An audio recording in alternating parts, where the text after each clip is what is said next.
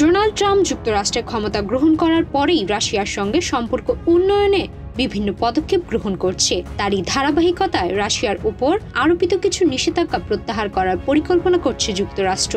নতুন মার্কিন president Donald Trump মস্কোর সঙ্গে সম্পর্ক উন্নয়ন এবং ইউক্রেন যুদ্ধ বন্ধ করতে আগ্রহী, যা তার প্রশাসনের অন্যতম লক্ষ্য। এই প্রচেষ্টার অংশ হিসেবে কিছু নিষেধাজ্ঞা প্রত্যাহার করা হতে পারে।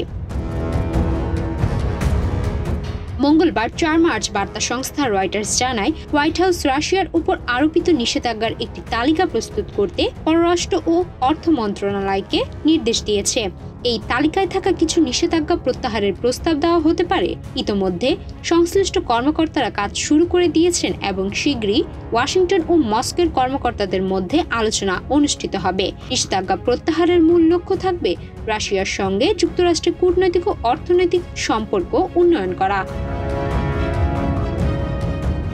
নিষেধাজ্ঞা প্রত্যাহারের বিষয়টি নিয়ে এখনো স্পষ্ট কোনো বিবৃতি নেই। নিষেধাজ্ঞা প্রত্যাহারে যুক্তরাষ্ট্র রাশিয়ার কাছ থেকে কী ধরনের প্রতিদান চাইবে। তবে সূত্রগুলো জানিয়েছে যে কিছু নির্দিষ্ট রুশ প্রতিষ্ঠান ও ব্যক্তির উপর থেকে নিষেধাজ্ঞা প্রত্যাহার করা হতে পারে, যার মধ্যে রুশ ধনকুবেররাও থাকতে পারেন।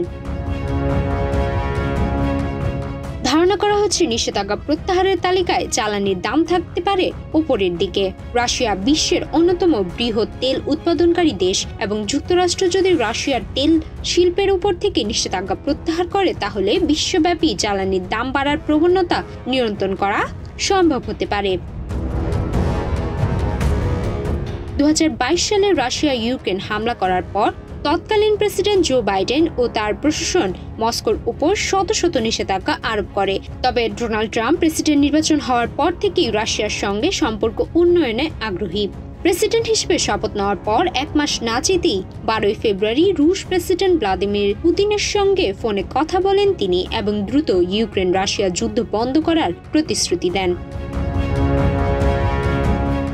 এখন প্রশ্ন উঠেছে, যুক্তরাষ্ট্র এই পদক্ষেপের মাধ্যমে রাশিয়ার সঙ্গে সম্পর্ক পুনঃপ্রতিষ্ঠা হবে, তা আন্তর্জাতিক সম্পর্ক ও বিশ্ব অর্থনীতির উপর কী প্রভাব ফেলবে? সুমাইয়া মিতু, বাংলাদেশ প্রতিদিন।